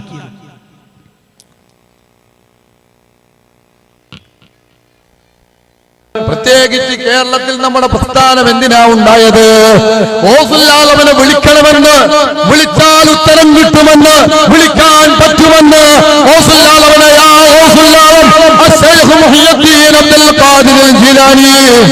എന്നാവേശത്തോടെ വിളിക്കുന്ന ഒരു വലിയൊരു സംഘത്തെ പടുത്തുയർത്താനല്ലേ എന്ന മുഅ്മിനീങ്ങളെ. ഗൗസുൽ ആദം മുഹീദ്ദീൻ അബ്ദുൽ ഖാദിർ ജീലാനി റഹ്മത്തുള്ളാഹി അലൈഹി, അദ്ദേഹം വലിയൊരു പണ്ഡിതനായിരുന്നു, ജീവിച്ചിരുന്നത്. അദ്ദേഹത്തെ പിന്നീട് മൺമറഞ്ഞു പോയ അദ്ദേഹത്തെ വിളിച്ചു പ്രാർത്ഥിക്കാൻ വേണ്ടി, അതിനുവേണ്ടി യാ ഗൗസുൽ ആദം എന്ന് വിളിക്കാൻ വേണ്ടി ഉണ്ടാക്കിയതാണ് ഈ പ്രസ്ഥാനം എന്ന് പറഞ്ഞു പഠിപ്പിക്കുന്ന ഒരു പ്രസ്ഥാനത്തെ നമ്മൾ അങ്ങനെ വിളിക്കുന്ന ഒരു പ്രശ്നവുമില്ല. ഇതാരെയും പരിഹസിക്കാനുള്ള വേദിയല്ല, ആക്ഷേപമല്ല. ഇത് പച്ചയായ യാഥാർത്ഥ്യമാണ്. അവരുടെ വാക്കുകളിലൂടെയാണ് നമ്മൾ ഇത് കേട്ടുകൊണ്ടിരിക്കുന്നത്. ഇങ്ങനെ ഗൗസുൽ ആദം എന്ന് അവർ പരിചയപ്പെടുത്തുന്ന മുഹീദ്ദീൻ അബ്ദുൽ ഖാദിർ ജീലാനി റഹ്മത്തുള്ളാഹി അലൈഹി ആയാലും, അതുപോലെ തന്നെ അവർ അല്ലാഹുവിന്റെ ഔലിയാക്കളെന്നും, അതുപോലെ തന്നെ ഔലിയാക്കളായതുകൊണ്ട് അവരോട് നമുക്ക് പ്രാർത്ഥിക്കാമെന്നും സഹായം തേടാം എന്നുമൊക്കെ പല ലേബലും ഒട്ടിച്ച് അവർ അല്ലാഹുവിന് പുറമെ വിളിച്ചു പ്രാർത്ഥിക്കുന്ന ആളുകൾ, അനവധി ആളുകൾ ജാറങ്ങളിലൂടെ, അതുപോലെ തന്നെ ചരിത്രത്തിലെ പല സന്ദർഭങ്ങളും അടർത്തിയെടുത്തുകൊണ്ട് വിശുദ്ധ ഖുർആനിലെ പല അല്ലാഹുവിന്റെ ദിവ്യ സൂക്തങ്ങളും ദുർവ്യാഖ്യാനിച്ചുകൊണ്ട് ഒക്കെ അവർ ചെയ്യുന്ന വിഷയങ്ങൾ അവസാനം അതിൽ ഇങ്ങനെ അതിരുകവിഞ്ഞ് മൺമറഞ്ഞു പോയ മഹാരഥന്മാർ. എല്ലാ കാര്യങ്ങൾക്കും അവരാണ് പ്രശ്നം ഒക്കെ തീർപ്പാക്കുന്ന ആളുകൾ. എന്ത് പ്രശ്നമുണ്ടെങ്കിലും എന്ത് സങ്കടമുണ്ടെങ്കിലും അങ്ങനെയുള്ള ആളുകളോട് പോയി പറഞ്ഞാൽ മതി. ഈ ലോകം തന്നെ നിയന്ത്രിക്കുന്നത് അങ്ങനെ ഉള്ള ചില ആളുകളാണ്. കോഴിക്കോട് മൺമറഞ്ഞു കിടക്കുന്ന, മടവൂരിൽ മൺമറഞ്ഞു കിടക്കുന്ന ചിറ്റടി മീത്തൽ എന്ന് പറയുന്ന അബൂബക്കർ മുസ്ലിയാരാണ് ഈ ലോകം മൊത്തം നിയന്ത്രിച്ചു കൊണ്ടിരിക്കുന്ന മുദബ്ബിറുൽ ആലം. അതുവരെ പറഞ്ഞു. മക്കയിലെ മുശ്രിക്കുകൾ പോലും അത് പറയാൻ ധൈര്യപ്പെട്ടിട്ടില്ല.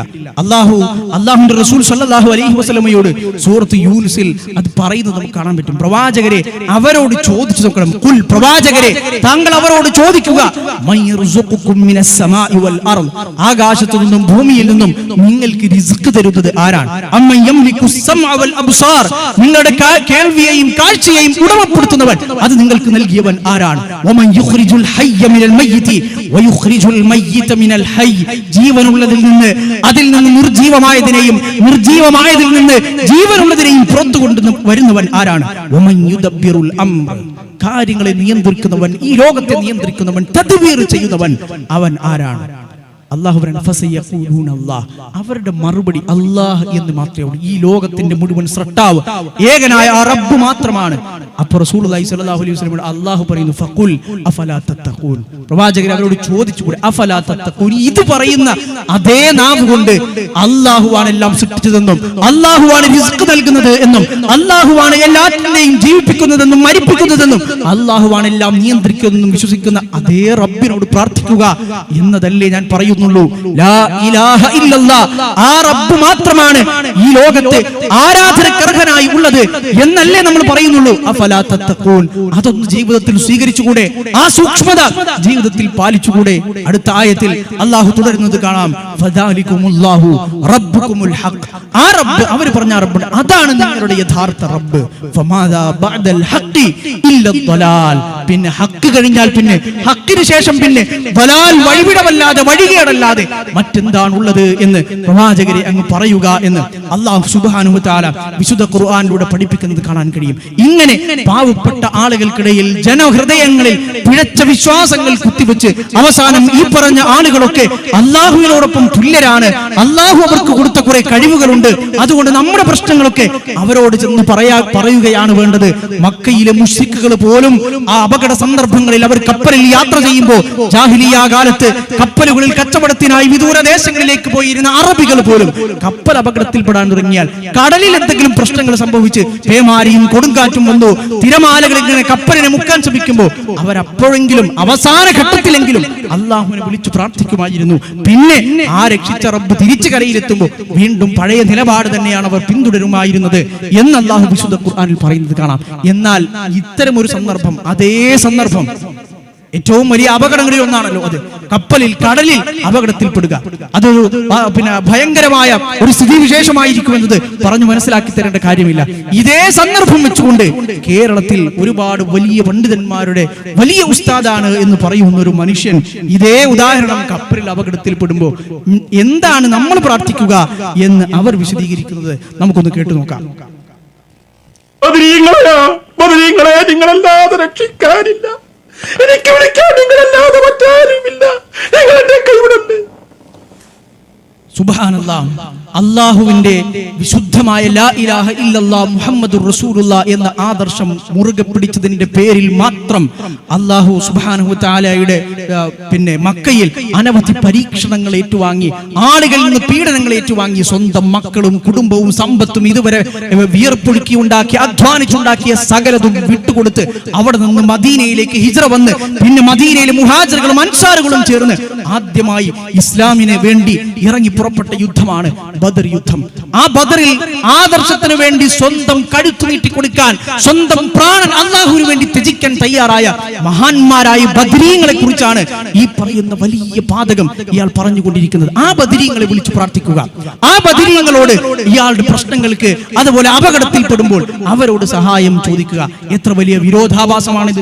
വിശുദ്ധ ഖുർആൻ ഒരാവർത്തി ഒന്ന് ശരിയായി പാരായണം ചെയ്തിരുന്നെങ്കിൽ, അതിന്റെ അർത്ഥസഹിതം ഒന്ന് മനസ്സിലാക്കിയിരുന്നെങ്കിൽ തീരാവുന്ന പ്രശ്നം മാത്രമാണ്. ഇസ്ലാമിക പ്രമാണങ്ങൾ, വിശുദ്ധ ഖുർആനും തിരു ഹദീസുകളും എന്താണോ നമ്മുടെ ദീനിനെ കുറിച്ച് പറയുന്നത്, എന്താണോ അല്ലാഹുവിനെ കുറിച്ച് പറയുന്നത്, എന്താണോ നമ്മുടെ ദീനായി പരിചയപ്പെടുത്തിയത്, അത് കൃത്യമായി വായിച്ചു പഠിച്ചു മനസ്സിലാക്കുക എന്നത് തന്നെയാണ് ഇതിനുള്ള പരിഹാരം.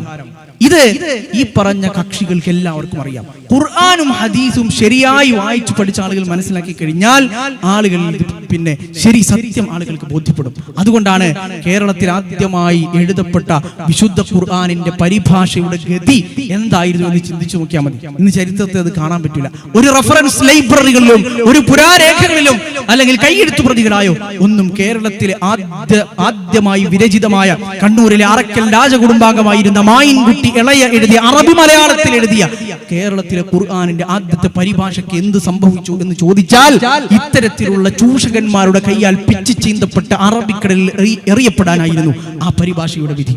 ഖുർആൻ സൂറത്തുൽ ഫാത്തിഹ പോലും പഠിക്കൽ വാജിബില്ല എന്ന് ഫത്വ കൊടുത്തിരുന്ന ഒരു കാലഘട്ടം മുസ്ലിങ്ങൾക്ക് കേരളത്തിൽ നമ്മുടെ നാട്ടിൽ കഴിഞ്ഞു പോയിട്ടുണ്ട്. വിശുദ്ധ ഖുർആനിൽ അല്ലാഹു സുബ്ഹാനഹു വ തആല എത്രയോ സന്ദർഭങ്ങൾ, ചരിത്രങ്ങൾ, എത്രയോ മാതൃകകൾ, ജീവിത സന്ദർഭങ്ങൾ, മുൻഗാമികളുടെ നിലപാടുകൾ ഒക്കെ ഉദാഹരിച്ചുകൊണ്ട് ഇത് നമ്മളെ പഠിപ്പിക്കുന്നത് കാണാം. പ്രവാചകന്മാർ, അംബിയാക്കൾ എന്ന പേരിൽ വിശുദ്ധ ഖുർആനിൽ ഒരു അധ്യായമുണ്ട്. അംബിയാക്കൾ, പ്രവാചകന്മാർ. ഓരോ പ്രവാചകന്മാരുടെയും ജീവിതം എങ്ങനെ അല്ലാഹു ഇങ്ങനെ സംക്ഷിപ്തമായി വളരെ ചുരുക്കത്തിൽ അവരെന്ത് നിലപാടാണ് സ്വീകരിച്ചത്, അവരുടെ സമൂഹങ്ങൾ അവരോട് കാണിച്ചത് എന്താണ്, അതിന്റെ പേരിൽ അവർക്ക് സംഭവിച്ചത് എന്താണ് എന്നൊക്കെ ഇങ്ങനെ ചുരുക്കത്തിൽ വിശദീകരിച്ചു പോകുന്ന സൂറത്തുൽ അംബിയ നമ്മളെല്ലാവരും ഒരാവർത്തി വായിക്കേണ്ടതാണ്. സൂറത്തുൽ അംബിയ. എന്റെ ഈ ശബ്ദം കേൾക്കുന്ന ഈ പ്രദേശത്തുള്ള ഓൺലൈനായോ ഓഫ്ലൈനായോ ഏതെങ്കിലും ഒരു രൂപത്തിൽ എന്റെ ശബ്ദം കേട്ടുകൊണ്ടിരിക്കുന്ന ഈ പരിപാടി വീക്ഷിച്ചുകൊണ്ടിരിക്കുന്ന ആളുകളുണ്ടെങ്കിൽ, നിങ്ങളുടെ വീട്ടിൽ ഖുർആൻ ഉണ്ടെങ്കിൽ, ഖുർആൻ പരിഭാഷയുണ്ടെങ്കിൽ സൂറത്തുൽ അംബിയ ഒരു തവണ നിങ്ങൾ പാരായണം ചെയ്യണം. ഒരു തവണ അർത്ഥസഹിതം അതൊന്ന് മനസ്സിലാക്കാൻ നിങ്ങൾ അല്പം സമയം കണ്ടെത്തണം. ഓരോ പ്രവാചകന്മാർക്കും അവരുടെ ജീവിതത്തിൽ നേരിട്ട പല പ്രതിസന്ധി ഘട്ടങ്ങളെ അല്ലാഹു സുബ്ഹാനഹു വ തആല അതിൽ ഉദാഹരിച്ച് കാണിക്കുന്നുണ്ട്.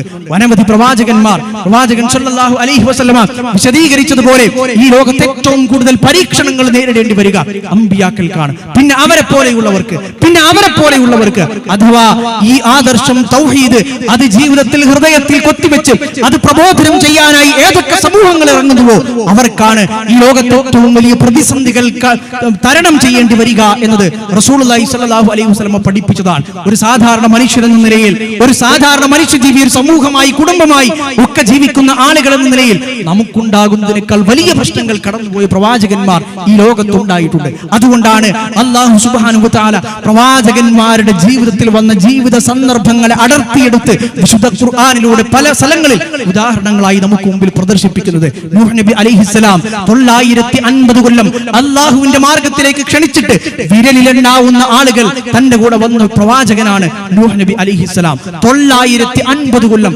അദ്ദേഹം പ്രബോധനം നിർവഹിച്ചു. ആളുകളോട് പറഞ്ഞു, വദ്ദിനെയും സുവാഇനെയും യഊസിനെയും യഊഖിനെയും ഒക്കെ നസ്റിനെയും ആരാധിക്കുന്ന, അവരുടെ മുമ്പിൽ തങ്ങളുടെ പ്രശ്നങ്ങളുടെ പരാതികളുടെ ഭാണ്ഡക്കെട്ടുകൾ അടിച്ചു വെക്കുന്ന ആളുകളോട് അദ്ദേഹം പറഞ്ഞു, അങ്ങനെയല്ല വേണ്ടത്, അവരുടെയൊക്കെ റബ്ബായ ഏകനായ അല്ലാഹുവിനോടാണ് നിങ്ങൾ നിങ്ങളുടെ പ്രശ്നങ്ങൾ പറയേണ്ടത്, നിങ്ങൾ പ്രാർത്ഥിക്കേണ്ടത് അല്ലാഹുവിനോടാണ്. അങ്ങനെ അവർ സ്വീകരിച്ചില്ല. നൂഹ് നബി അലൈഹിസ്സലാം വളരെ ചുരുങ്ങിയ ആളുകൾ മാത്രമാണ് ഇത്ര ഒരു സംവത്സരം നീണ്ട ഈ പ്രബോധന ജീവിതത്തിൽ അദ്ദേഹത്തിന്റെ ഈ ശരിയായ ആദർശം ഉൾക്കൊള്ളാൻ തയ്യാറായത്. വിശുദ്ധ ഖുർആനിൽ അദ്ദേഹം അന്ന് ആ പ്രതിസന്ധി ഘട്ടത്തിൽ അദ്ദേഹം സ്വീകരിച്ച നിലപാട് അല്ലാഹു ഉദ്ധരിക്കുന്നത് കാണാം. വനൂഹൻ ഇദ് നാദാ മിൻ ഖബ്ലു. നൂഹ് നബി അലൈഹിസ്സലാം അദ്ദേഹം വിളിച്ചു പ്രാർത്ഥിച്ചു. ആരെ വിളിച്ചു പ്രാർത്ഥിച്ചു? അല്ലാഹുവിനെ വിളിച്ചു പ്രാർത്ഥിച്ചു. അല്ലാഹുവിനോട് ഈ പ്രശ്നം, തന്റെ പ്രശ്നത്തിനുള്ള പരിഹാരം തരാൻ അല്ലാഹുവിനോട് പറഞ്ഞു. അല്ലാഹുവിനോട് വിളിച്ചു പ്രാർത്ഥിച്ചു, പടച്ചവനെ, ഞാൻ പ്രബോധനം ചെയ്തിട്ട് എന്റെ ജനത അത് സ്വീകരിക്കുന്നില്ല, എന്നെ തിരസ്കരിക്കുകയാണ് ചെയ്യുന്നത്. അല്ലാഹുവിന്റെ മറുപടികൾ ശ്രദ്ധിക്കണം. ഫസ്തജബ്നാ ലഹു ഫനജ്ജയ്നാഹു വഅഹ്ലഹു മിനൽ കർബിൽ അദീം. നാം അദ്ദേഹത്തിന് ഉത്തരം നൽകി. ജവാബ് എന്ന് പറഞ്ഞാൽ ഉത്തരം, ഇസ്തജാബ എന്ന് പറഞ്ഞാൽ ഉത്തരം ചെയ്യുക. അതിനാണ് ഫസ്തജബ്നാ ലഹു ഫനജ്ജയ്നാഹു വഅഹ്ലഹു മിനൽ കർബിൽ അദീം. നാം അദ്ദേഹത്തെയും അദ്ദേഹത്തിന്റെ കുടുംബത്തെയും ആ വലിയ പരീക്ഷണത്തിൽ നിന്ന് രക്ഷപ്പെടുത്തി. ജീവിതത്തിൽ ശാരീരികമായ രോഗം കൊണ്ട് പ്രയാസം അനുഭവിച്ച വലിയ പ്രവാചകനായിരുന്നു. ക്ഷമയുടെ പര്യായമെന്ന് വിശുദ്ധ ഖുർആനിൽ അല്ലാഹു പരിചയപ്പെടുത്തിയ പ്രവാചകനായിരുന്നു അയ്യൂബ് നബി അലൈഹിസ്സലാം. ഇതൊക്കെ സൂറത്തുൽ അംബിയ എന്നാണ് അല്ലാഹു പറയുന്നത്. അല്ലാഹു പറയുന്നു, വഅയ്യൂബ ഇദ് നാദാ റബ്ബഹു അന്നി മസ്സനിയദ്ദുർറു വഅൻത അർഹമുർ റഹീമീൻ. അർഹമുർ റഹീമീനായ റബ്ബേ, റബ്ബ് ഇദ് നാദാ റബ്ബഹു, തന്റെ രക്ഷിതാവിനെ റബ്ബിനെ വിളിച്ച് അയ്യൂബ് നബി പ്രാർത്ഥിച്ചു. അന്നി മസ്സനിയദ്ദുർ, അല്ലാഹു എനിക്ക് പല പ്രയാസങ്ങളുമുണ്ട്, ഈ ദുരിതങ്ങളുമുണ്ട്, അസുഖങ്ങളുമുണ്ട്, അതുകൊണ്ട് എനിക്കിതിന് ശമനം വേണം. വിശുദ്ധ ഖുർആന്റെ മറുപടി ഫസ്തജബ്നാ ലഹു ഫകശഫ്നാ മാ ബിഹി മിൻ ദുർരിൻ വആതൈനാഹു അഹ്ല ഫസ്തജബ്നാ ലഹു നാം അദ്ദേഹത്തിന് ഉത്തരം നൽകി, അദ്ദേഹത്തിന്റെ പ്രയാസം നീക്കി കൊടുത്തു. യൂനുസ് നബി അലൈഹിസ്സലാം ഇറാഖിലെ നീനവായിൽ വലിയ രീതിയിൽ പ്രബോധനം നടത്തിയിട്ട് ആളുകൾ തന്നെ തിരസ്കരിച്ചപ്പോ ആ പ്രബോധന ജീവിതം വിട്ട് എങ്ങോട്ടെങ്കിലും കപ്പൽ കയറി ഒളിച്ചോടി പോകാമെന്ന് ശ്രമിച്ചയാളായിരുന്നു യൂനുസ് നബി അലൈഹിസ്സലാം. അദ്ദേഹം മനം മടുത്തു. അവസാനം പ്രബോധന ജീവിതത്തിൽ അത്രയേറെ തിരിച്ചടികൾ നേരിടുന്നു. കപ്പൽ കയറി, കപ്പലിൽ നിന്ന് അവസാനം നറുക്കിടപ്പെട്ട് കടലിലേക്ക് എറിയപ്പെട്ടു, വലിയ മത്സ്യത്തിന്റെ വയറ്റിലകപ്പെട്ടു. യൂനുസ് നബി അലൈഹിസ്സലാമക്കും ആ സന്ദർഭത്തിൽ കടലിൽ ഒരു മത്സ്യത്തിന്റെ വയറ്റിലകപ്പെട്ടൊരു മനുഷ്യന് പിന്നെ ഒരു പ്രത്യാശയുടെ വെളിച്ചം എവിടെ നിന്നാണ് കിട്ടുന്നത്?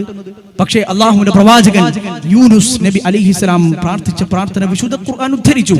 സൂറത്തുൽ അംബിയായിൽ വദന്നൂനി ഇദ് ദഹബ മുഗാദിബൻ, ദേഷ്യപ്പെട്ടുകൊണ്ട് ദുന്നൂൻ യൂനുസ് നബി അങ്ങനെ ഇറങ്ങി പുറപ്പെട്ട സന്ദർഭം.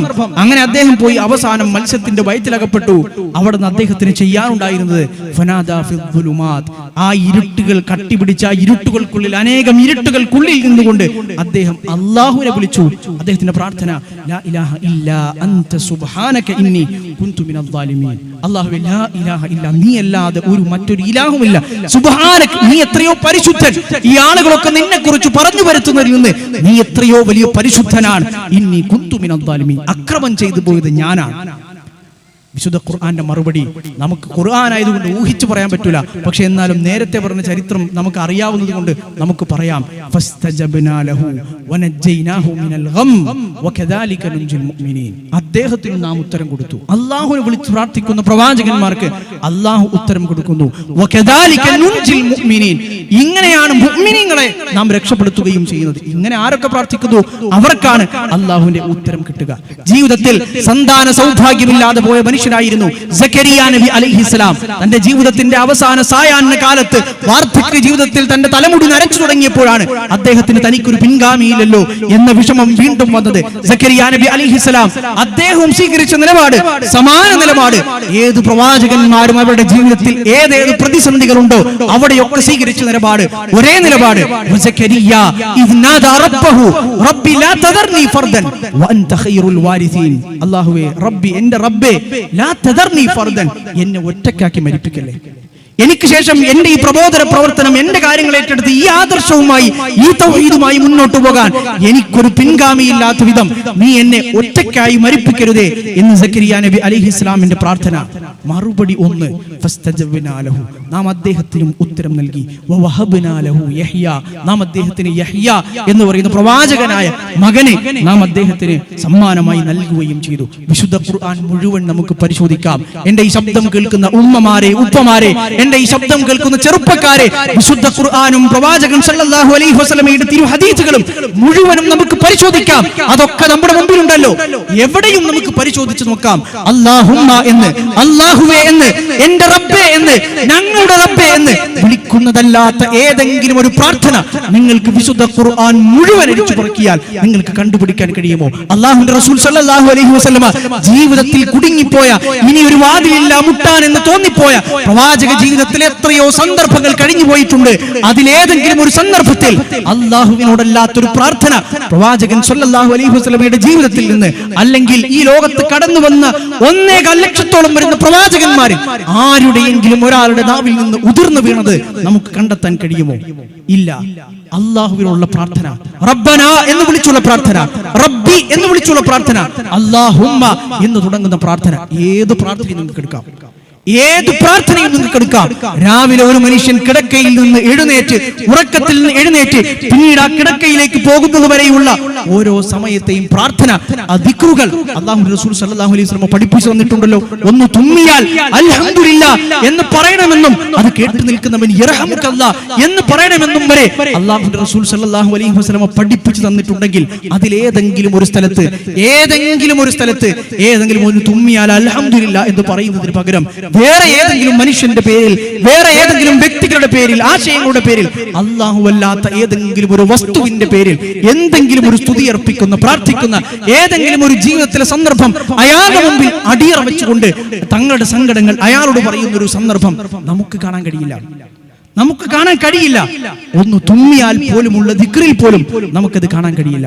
അള്ളാഹുവിനോട് ചോദിക്കേണ്ടത് അള്ളാഹുവിനോടാണ് ചോദിക്കേണ്ടത്. അള്ളാഹുവിനോട് ചോദിക്കേണ്ടത് അള്ളാഹുവിനോട് മാത്രമാണ് ചോദിക്കേണ്ടത്. അത് മഹാന്മാരോടും അതുപോലെ തന്നെ മൺമറഞ്ഞു പോയ ആളുകളൊക്കെ ചോദിക്കാം എന്ന് പറഞ്ഞു വന്ന് നമ്മൾ ഈ പ്രവാചകന്മാരുടെ ജീവിതത്തിൽ പോലും അള്ളാഹു ഉദാഹരണമായി പറഞ്ഞ സംഭവങ്ങളുണ്ട്. സന്താന സൗഭാഗ്യമില്ലാതിരിക്കുക, രോഗം കൊണ്ട് പ്രയാസപ്പെടുക, ജോലി പ്രയാസം ഉണ്ടാവുക, സാമ്പത്തികമായ പ്രയാസങ്ങൾ ഉണ്ടാവുക, ഒട്ടനവധി പ്രശ്നങ്ങൾ പ്രവാചകന്മാർ അനുഭവിച്ചിട്ടുണ്ട്, മനുഷ്യരായ നമ്മൾ അനുഭവിച്ചുകൊണ്ടിരിക്കുന്നുണ്ട്. കാരണം അത് അല്ലാഹു സുബ്ഹാനഹു വ തആല ഈ ലോകത്ത് വെച്ചൊരു വ്യവസ്ഥയാണ്. മനുഷ്യനാണോ മനുഷ്യൻ ഈ ലോകത്ത് സുഖങ്ങളുടെ മാത്രം ലോകമല്ലല്ലോ. ഇവിടെ പരീക്ഷണങ്ങൾ ഉണ്ടാകും, പ്രയാസങ്ങൾ ഉണ്ടാകും, പ്രതിബന്ധങ്ങൾ ഉണ്ടാകും.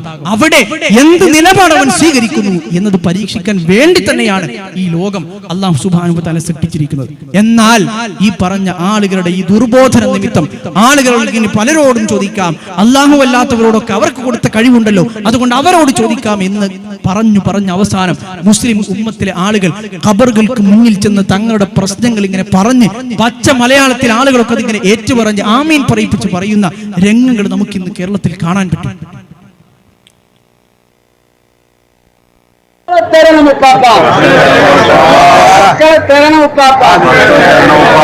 ഉദ്ദേശങ്ങൾ പൂർത്തീകരിക്കണം ഉപ്പാപ്പ, നിരാശയാക്കരുത് ഉപ്പാപ്പ. ഉപ്പാപ്പ എന്ന് വിളിച്ചുകൊണ്ട് ഖബറിൽ കിടക്കുന്നത് ഏത് ഉപ്പാപ്പയാണെന്ന് അറിയില്ല. പക്ഷേ ഉപ്പാപ്പ എന്നത് മക്കളെ തരണേ ഉപ്പാപ്പ, നമ്മുടെ ഉദ്ദേശങ്ങൾ സഫലീകരിച്ചു തരണേ ഉപ്പാപ്പ. നമുക്ക് ആർക്കെങ്കിലും എന്റെ ഈ ശബ്ദം കേൾക്കുന്ന ഏതെങ്കിലും ഒരു മനുഷ്യന്, ഒരു മുസ്ലിമിന് ഇത് പറയാൻ കഴിയും? നമ്മുടെ ജീവിതത്തിലെ ഈ പ്രശ്നങ്ങൾ ഒരു മനുഷ്യന്റെ മുമ്പിൽ, ദുർബലനായ അല്ലാഹുവിന്റെ സൃഷ്ടിയായ ഒരു മനുഷ്യന്റെ മുമ്പിൽ ചെന്ന് അയാളോട് ചോദിക്കാൻ കഴിയുന്ന ചോദ്യങ്ങളാണോ ഇത് എന്നത് നമ്മൾ ഓരോരുത്തരും വളരെ ഗൗരവപൂർവ്വം തന്നെ ആലോചിക്കേണ്ടതുണ്ട്. ഇതിന്റെ മറവിൽ നേരത്തെ ബഹുമാനായ മുനീർ ഷറഫി ഇവിടെ വിശദീകരിച്ചതുപോലെ ഇതിന്റെ മറവിൽ പലതരത്തിലുള്ള നേട്ടങ്ങൾ ആളുകൾക്കുണ്ട്. ആളുകളുടെ കീശ ഇതുമൂലം വീർക്കുന്നുണ്ട്, ആളുകളുടെ വയറ് ഇതുമൂലം വീർക്കുന്നുണ്ട്.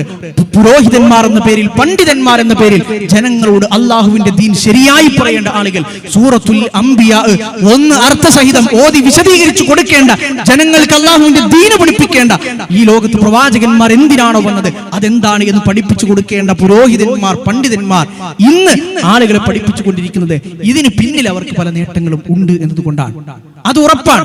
എന്തെങ്കിലും ഒരു നേട്ടം ഇതിന് പിന്നിൽ, ഏതെങ്കിലും ഒരു ചൂഷണത്തിന്റെ ഏതെങ്കിലും ഒരു പഴുത് ഇതിലില്ലാതെ ഒരു മനുഷ്യനും ഇതിലുണ്ടാവുകയില്ലല്ലോ. അങ്ങനെയുള്ള ഒരു മനുഷ്യൻ പറയുന്നത് കേൾക്കാം, എന്തെങ്കിലും പ്രയാസങ്ങൾ വരുമ്പോ കുട്ടിയില്ല, സന്താന സൗഭാഗ്യം ഉണ്ടാകുന്നില്ല, ഭാര്യ ഭർത്തൃ ബന്ധം വിജയകരമല്ല എന്ന് പറഞ്ഞ് പരാതി പറയുന്ന ആളുകൾ, അയാൾക്ക് ഒരുപാട് ആളുകൾ വരാറുണ്ട്. അപ്പൊ ഇയാൾ നിർദ്ദേശിച്ചു കൊടുക്കുന്ന പരിഹാരം നമുക്കൊന്ന് കേട്ടു നോക്കാം. ഗർഭിണികൾ, അവനെ കുട്ടികളില്ലാത്ത ഭാര്യ ഭർത്താക്കന്മാര് രാത്രി കിടക്കുന്നതിന് മുമ്പ് രണ്ടുപേരും ഒന്നുണ്ടാക്കിയിട്ട് രണ്ടുപേര് ഒന്നു ചെയ്തിട്ട് ഒരു ഗ്ലാസ് വെള്ളം മേശപ്പുറത്ത് കൊടുക്കുക, ഒരു ഗ്ലാസ് വെള്ളം ഒന്നുണ്ടാക്കി മേശപ്പുറത്ത് കൊടുക്കുക. മേശപ്പുറത്ത് വെച്ചിട്ട് ഭാര്യയും ഭർത്താവും ഒന്നുണ്ടാക്കണം, ഉണ്ടാക്കും. രണ്ടാളും കുറച്ച് വിട്ടിരുന്നോണ്ടി വല്ലാത്ത തൊടണ്ട. ഒരു മുഹദ്ദീൻ ശൈഖിന്റെ പേര് രണ്ടാളും ഒപ്പം യാസീൻ ഓതിയിട്ട് ഒന്നാമത്തെ മുബീനെത്തുമ്പോ പുയാപ്പിളന്റെ ചൂണ്ടാമ്പേലില് മുസബ്ബിഹ, ചൂണ്ടാമ്പേലില് വലത്തേ കൈന്റെ ചൂണ്ടാമ്പേലുള്ള വെള്ളത്തിൽ ഒന്ന് ഇളക്കുക, ഊതണ്ട, ഇളക്കുക. ഓൻ കൈയെടുത്തിട്ട് ഭാര്യന്റെ പേരിൽ കൊണ്ട് ഇളക്കുക. രണ്ടാമത്തെ മൊബീലിലേക്ക് രണ്ടാളും ഒപ്പം ഓതുക. രണ്ടാമത്തെ മൊബീനെത്തുമ്പോഴും പുതിയാപ്പിളാതി ഇളക്കുക, പിന്നെ പുതിയ ഇളക്കുക.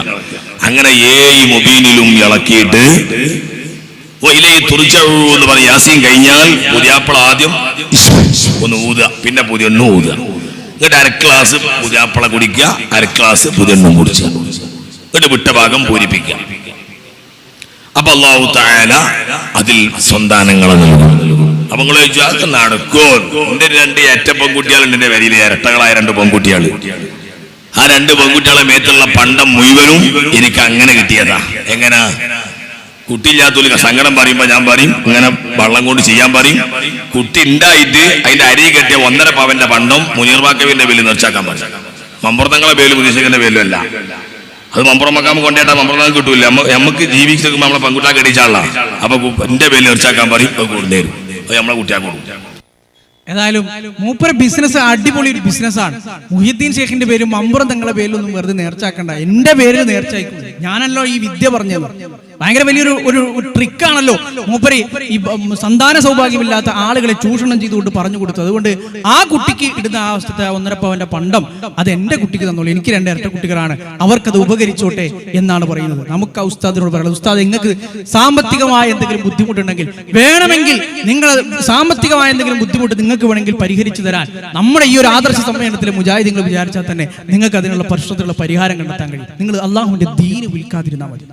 അള്ളാഹുവിന്റെ ദീന് വിറ്റുകൊണ്ട് സ്വന്തം കുട്ടികളുടെ കല്യാണത്തിനുള്ള പണ്ടം കണ്ടെത്തുന്നത് എത്രമാത്രം മ്ലേച്ഛമാണ് എന്ന് നമ്മൾ ആലോചിച്ച് നോക്കണം.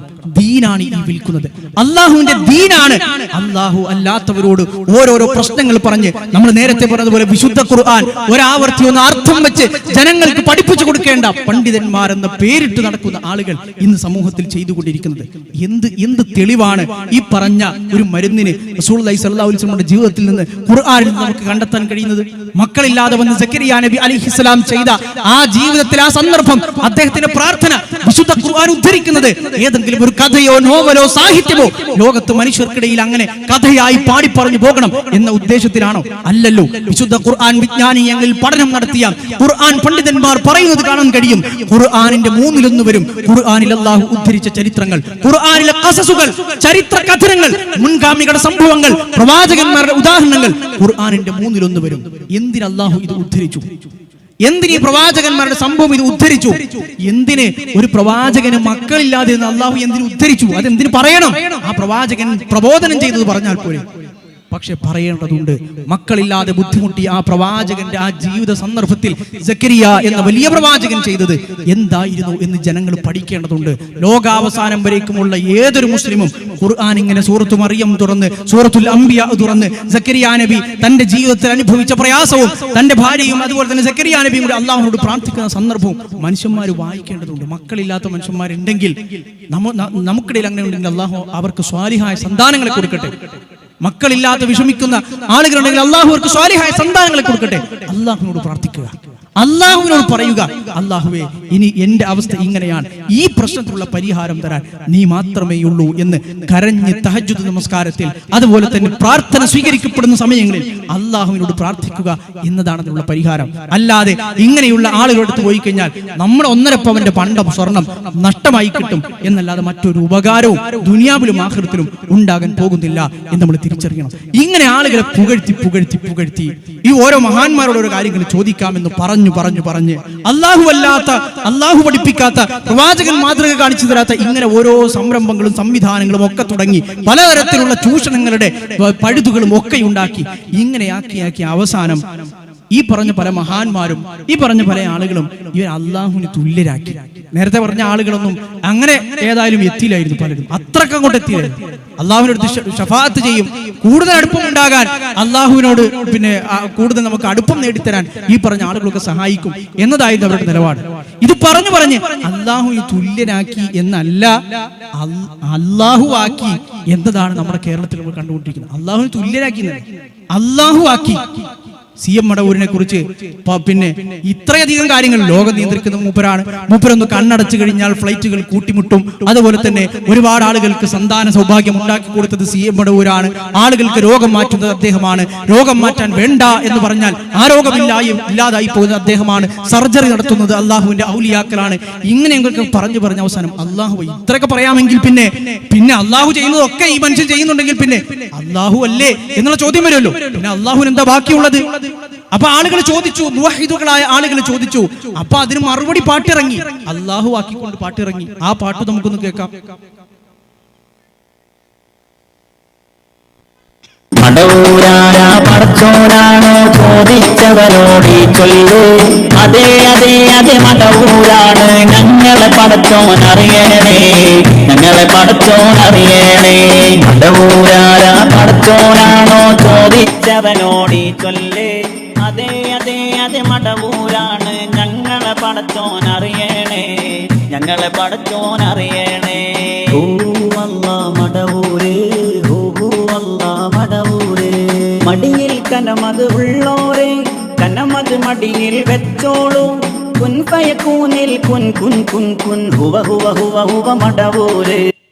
പാട്ടേക്കാരല്ലോ നമ്മളോട് ഏതായാലും മടവൂരാണോ പടച്ചോൻ എന്ന് ചോദിക്കുന്നതോട് നിങ്ങൾ ചൊല്ലണം, അതെ അതെ അതെ മടവൂരാണ് ഞങ്ങളെ പടച്ചോൻ എന്ന് പറയണം. അള്ളാഹു എന്ന് പറഞ്ഞ മടവൂരാണ്, നമ്മളെ പടച്ചവൻ മടവൂരാണ്. ഈ വാചകങ്ങളൊക്കെ ഒരാൾക്ക് ഇത് പേരെടുത്തൊരു മനുഷ്യൻ എഴുതിയതാവുമല്ലോ, ഇത് പാടിയ സ്വന്തം വായ കൊണ്ട് നാവ് ഉപയോഗിച്ച് പാടിയ ഒരു മനുഷ്യനുണ്ടാവുമല്ലോ, ഇത് റെക്കോർഡ് ചെയ്ത ആളുകൾ ഉണ്ടാവുമല്ലോ. വിശുദ്ധ ഖുർആൻ എല്ലാ ദിവസവും സുബഹിയും അതുപോലെ തന്നെ 5 നേരം നിസ്കരിക്കുന്ന, അല്ലാഹു അക്ബർ എന്ന് പറഞ്ഞ് കൈകെട്ടുന്ന, ഇഹ്ദിനസ് സിറാത്തൽ മുസ്തഖീം എന്ന് ചൊല്ലുന്ന, ഇയ്യാക നഅ്ബുദു വ ഇയ്യാക നസ്തഈൻ എന്ന് അർത്ഥമറിഞ്ഞ് മനസ്സറിഞ്ഞ് ചൊല്ലുന്ന ഒരു മനുഷ്യന്റെ പേന ഈ വാക്കുകൾ എഴുതാൻ ആ പേന ചലിക്കുമോ എന്ന് നമ്മൾ ആലോചിക്കണം. പാട്ട് കേൾക്കാൻ നല്ല രസമുണ്ടാകും, പക്ഷേ ഞാൻ ഈ ശബ്ദം കേൾക്കുന്ന ആളുകളോടൊക്കെ പറയുന്നു, രസങ്ങൾക്ക് വേണ്ടി, ഏതെങ്കിലും രസത്തിന് വേണ്ടി നമ്മൾ അവതരിപ്പിച്ച, നമ്മൾ ഇവിടെ കേൾപ്പിച്ച പാട്ടല്ലേ ഇത്. ഇതിന്റെ ഗൗരവം നിങ്ങൾ ബോധ്യപ്പെടുത്തണം, നിങ്ങളെ ബോധ്യപ്പെടുത്തണം എന്ന ഉദ്ദേശത്തിൽ മാത്രമാണ്. 1-2-3 ആഴ്ച മുമ്പ് ലക്ഷദ്വീപിൽ ചെന്ന്, കേരളത്തിലെ വലിയ സംവാദമൊക്കെ നടത്തുന്ന അലവി സഖാഫി ലക്ഷദ്വീപിൽ ചെന്ന് ഈ പാട്ടും ഇതൊക്കെ ഇങ്ങനെ വിവാദമായി, ഇങ്ങനെ ആളുകളൊക്കെ ഇങ്ങനെ മടവൂരാണ് പടച്ചോൻ, സുന്നികളുടെ പടച്ചോൻ, സമസ്തക്കാരുടെ പടച്ചോൻ എന്നിങ്ങനെ പറയുന്നത് കണ്ടപ്പോൾ അദ്ദേഹം പറഞ്ഞു, CM മടവൂർ പടച്ചോനാണെന്ന് പറയുന്നത് തലക്ക് വെളിവില്ലാത്ത ഏതോ ആൾക്കാർ എഴുതിയ പാട്ടാണ്, അത് നമ്മളായിട്ട് അതൊന്നും ഒരു ബന്ധമില്ല, അതൊക്കെ ഏതോ തലക്ക് വെളിവില്ലാത്ത കുറെ ആളുകൾ എഴുതി അങ്ങനെ റെക്കോർഡ് ചെയ്ത് അങ്ങനെ പബ്ലിഷ് ചെയ്ത പാട്ടാണെന്ന് പറഞ്ഞു. അല്ല, അതങ്ങനെ ഏതെങ്കിലും ഒരു തലക്ക് വെളിവില്ലാത്ത ഒരു ഏതെങ്കിലും പിന്നെ ബുദ്ധിയില്ലാത്ത കുറെ ചെക്കന്മാര് ചേർന്ന് അങ്ങനെ റെക്കോർഡ് ചെയ്ത് അങ്ങനെ പുറത്തുവിട്ടൊരു പാട്ടല്ല ഇത്. സമസ്ത കേരള ജംഇയ്യത്തുൽ ഉലമ സ്ഥാപിതമായത്. എന്തിനാണ് സ്ഥാപിതമായത് നമ്മൾ നേരത്തെ പറഞ്ഞു. എന്തിനാ, അത് അവർ തന്നെ പറയണം, എന്തിനാണ് ഈ പ്രസ്ഥാനം സ്ഥാപിതമായത്.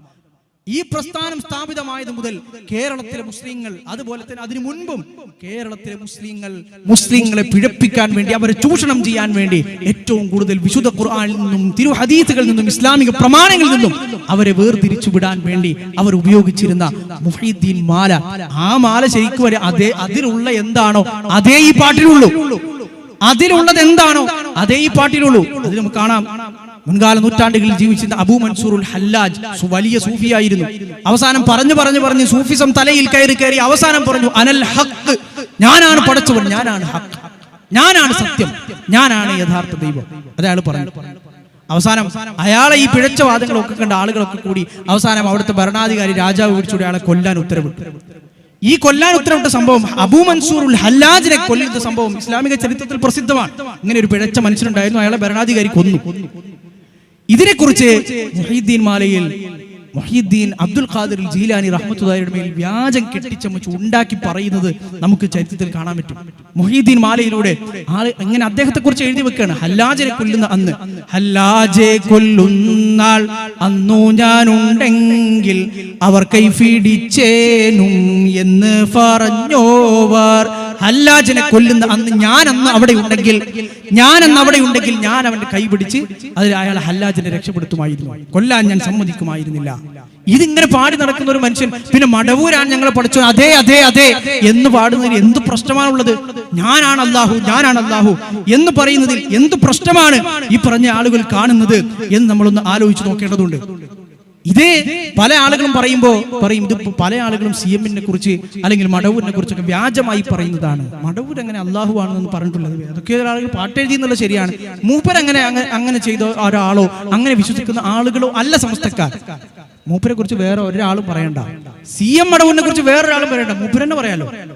CM മടവൂർ എന്ന മനുഷ്യൻ തന്നെ കുറിച്ച് താനാണ് അള്ളാഹു എന്ന് പറഞ്ഞത് ആളുകൾ പറയുന്നത് നമുക്ക് കേട്ടു നോക്കാം. ഇതൊക്കെ എത്ര ഗുരുതരമായ ഈ വിശ്വാസ വൈകല്യങ്ങൾ മനുഷ്യരെ കൊണ്ട് എത്തിക്കുന്ന നരകത്തിന്റെ ആ പടുകുഴിയിലേക്ക് ആപതിപ്പിക്കുന്ന ആ ദുരന്തമുണ്ടല്ലോ, അതിനെ കുറിച്ചാണ് സഹോദരങ്ങളെ നമ്മൾ പറയുന്നത്. അല്ലാതെ ഏതൊരു മനുഷ്യനെയും വ്യക്തിഹത്യ ചെയ്യണം എന്ന് നമുക്ക് ഒരു താല്പര്യമില്ല. നമ്മളിത് വേറെ എന്തെങ്കിലും ഉദ്ദേശം വെച്ച് പറയുന്നതുമല്ല.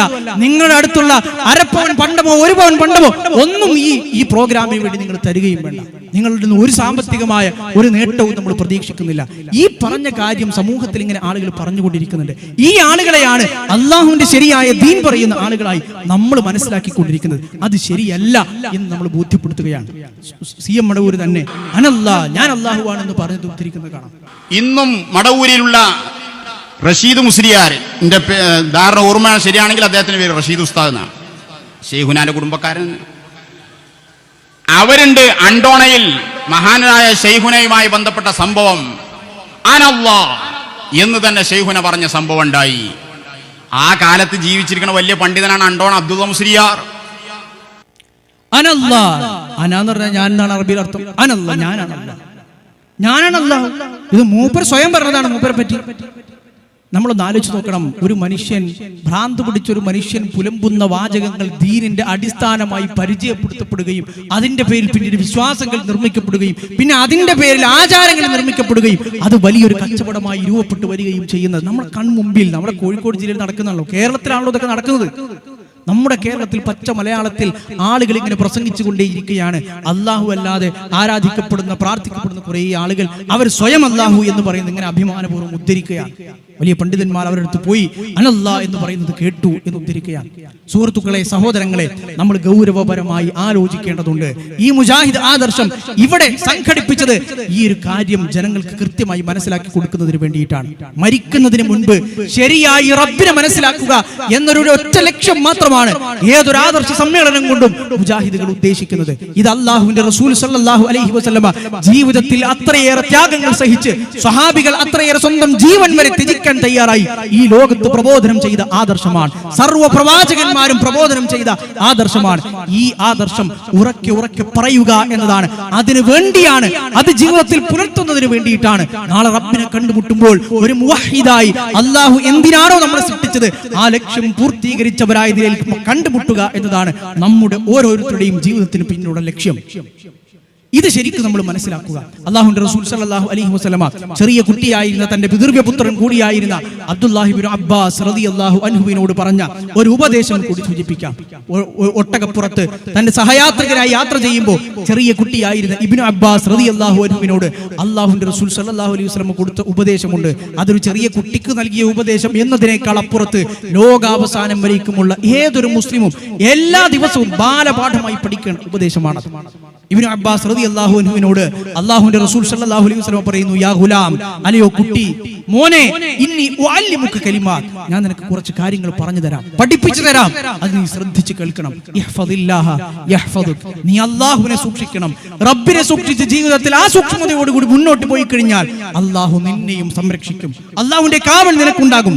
ഇഹ്ഫദില്ലാഹ തജിദുഹു അമാമക, അല്ലാഹുവിനെ സൂക്ഷിച്ച് അല്ലാഹുവിന്റെ കൽപ്പനകൾ ജീവിതത്തിൽ മുറുകെ പിടിച്ച് അല്ലാഹു വിരോധിച്ച കാര്യങ്ങൾ എന്തൊക്കെയുണ്ടോ അതിന്റെ ഏഴയലത്ത് പോലും പോകാതെ അതിൽ നിന്ന് വിട്ടുനിന്ന് ആ തഖ്വ ജീവിതത്തിൽ മുറുകെ പിടിച്ച് മുന്നോട്ട് പോയി കഴിഞ്ഞാൽ എവിടെയും നീ പെടുകയില്ല.